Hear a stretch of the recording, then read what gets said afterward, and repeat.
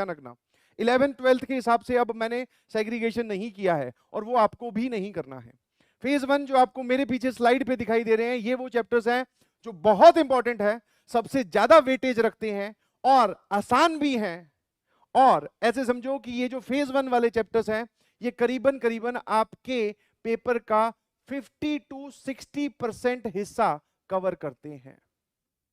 समझ गए? फटाफट एक बार देख लो क्लास 12th का 3D and vectors, application of derivatives, now matrices and determinant, ये क्लास 12th के हैं।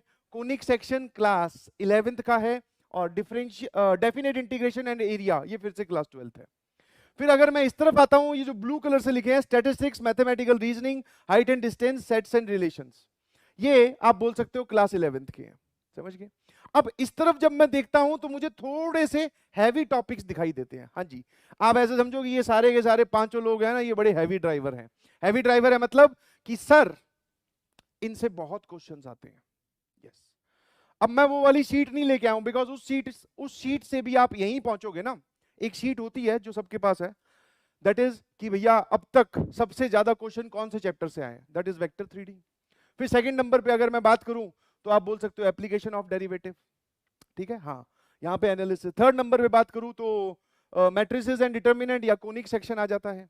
फोर्थ नंबर पे अगर मैं बात करता हूं तो डिफरेंशियल इक्वेशन आ जाती है, डेफिनेट इंटीग्रेशन आ जाता है और एरिया आ जाता है, इनको मिलाकर। क्या मेरी बात समझ गए? है ना?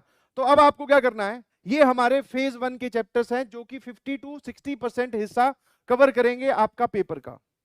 जेई मेंस की मैं बात कर रहा हूं, है ना? कमेंट चलते रहने चाहिए, है ना? और इसमें इस स्लाइड पे आप समझो कि भैया सबसे भारी भरकम चैप्टर रख दिए। अब आपको रिवाइज कैसे करना है या प्रिपरेशन कैसे करनी है, ठीक है? प्रिपरेशन आपको कैसे करनी है, सुनते जाना। आप क्या करो, एक चैप्टर यहां से उठाओ, एक चैप्टर इस तरफ से और एक चैप्टर इस तरफ से, ऑल्टरनेट वे में आपको चलना है। ये वाले चैप्टर थोड़ी भारी हैं, ये वाले चैप्टर थोड़े हल्के हैं, तो एक भारी एक हल्का, एक भारी एक हल्का, ऐसे करके आपको ये 5 और 4 9 चैप्टर्स निपटाने हैं। टोटल 10 है वैसे, क्योंकि डेफिनेट इंटीग्रेशन और एरिया मैंने एक साथ लिख दिया, ठीक है? तो आपको क्या करना है, इन दोनों से एक एक चैप्टर यहां पर लाकर पहले इनसे एक चैप्टर उठाओ, फिर इससे एक चैप्टर उठाओ, दोनों खत्म हो जाएं, फिर यहां से एक और, फिर यहां से दूसरा, फिर यहां से तीसरा, फिर चौथा, फिर पांचवा, फिर छठा और फिर सातवां, ऐसे करके। क्या मेरी बात समझ गए?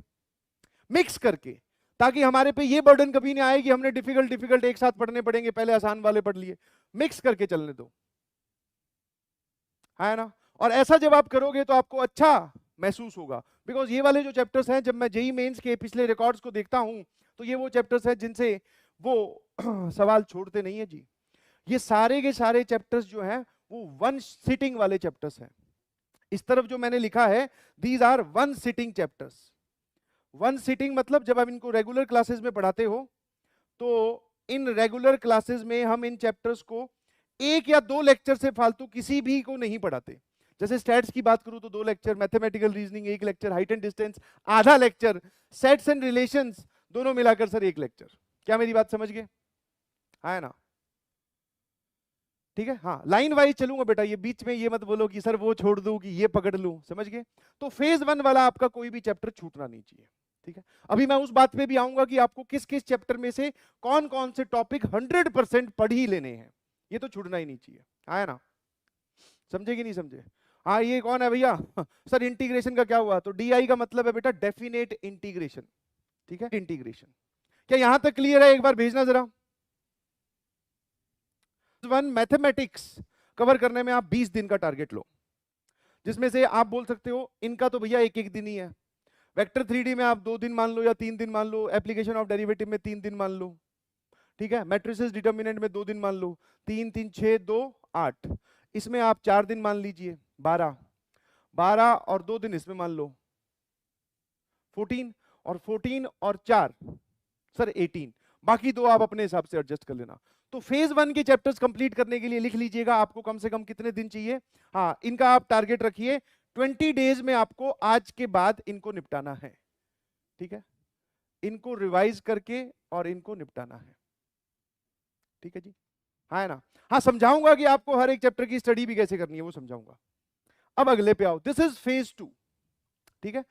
इस तरफ ग्रीन कलर से और इस तरफ ब्लू कलर से लिखा है, ठीक है। ग्रीन कलर वाले जो है वो एलसीडी मतलब limit continuity differentiability.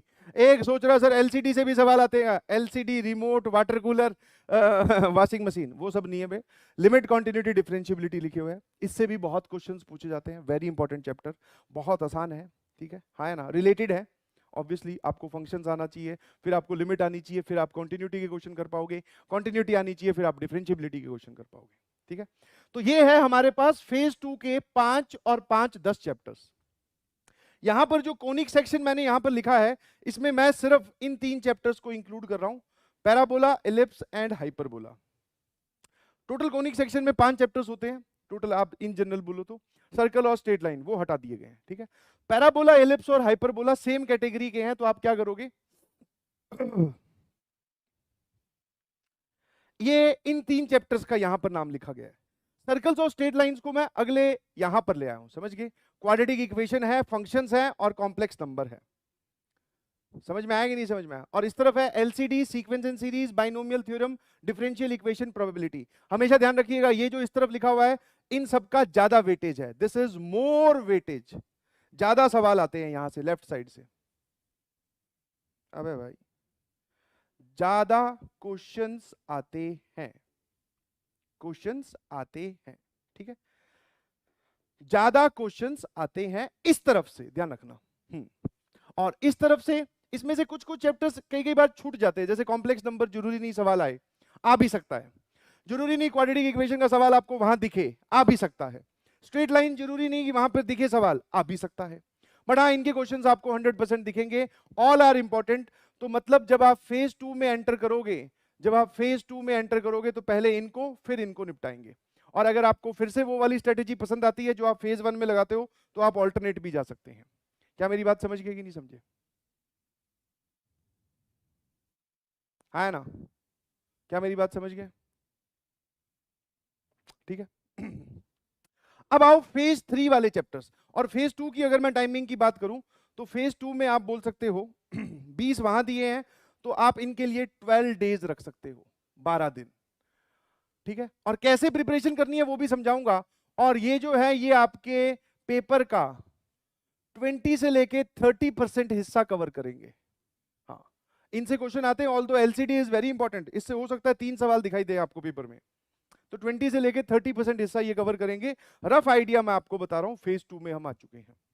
Now phase 3 जिसको आप बोल सकते हो इग्नोर्ड, मोस्ट इग्नोर्ड चैप्टर्स।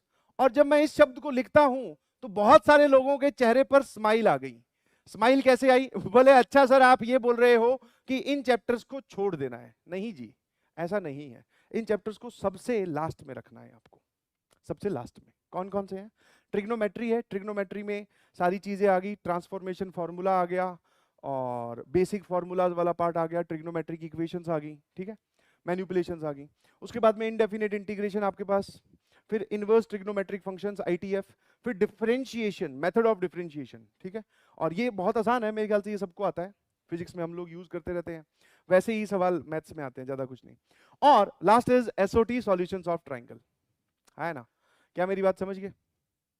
तो ये सबसे इग्नोर्ड है और ये सबसे कम पूछे जाते हैं और इनको इन लास्ट में रखा है। और जब मैं ये बोलता हूं कि सबसे लास्ट में रखा है, इसका मतलब ये नहीं है कि बेटा इनको छोड़ के जाना है। इससे भी आपको कम से कम 2 से लेके 3 सवाल इस पूरी कैटेगरी से, आपको 2 से या 3 सवाल या 4 सवाल आपको पेपर में दिखेंगे, समझ गए। बट ये जनरली बच्चों को डिफिकल्ट लगते हैं, तो ये इग्नोर्ड में आते हैं। अब हो सकता है कोई मेरी बात सुन रहा हो जिसको आईटीएफ बहुत अच्छे से आता हो, तो very good, this is a plus point for you. आपको फेज 3 का चैप्टर अच्छा लगता है, बट फेज 1 और फेज 2 के चैप्टर्स नहीं छोड़ने हैं। क्या मेरी बात समझ गए?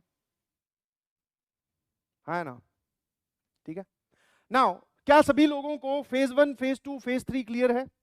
लगभग 20 दिन आपको देने हैं फेज 1 को, लगभग 12 दिन देने हैं। ये सब अपने अपने हिसाब से एडजस्ट कीजिएगा, बिकॉज कई बार हो सकता है आप किसी दिन पढ़ रहे हो तो आपका फिजिक्स केमिस्ट्री में ही टाइम निकल गया, मैथ्स रह गया, तो उस हिसाब से आप एडजस्टमेंट करोगे। ये एडजस्टमेंट किसी के कहने पे हो ही नहीं सकती, क्योंकि हर एक की सिचुएशन हर चैप्टर में अलग अलग है। तो मैं कैसे बोल दूं कि भैया इस दिन तो ये हो ही जाना चाहिए? नहीं जी, हमें एक मोटा मोटा आइडिया बताया गया है। थम्स अप भेजिए प्लीज सभी लोग, है ना?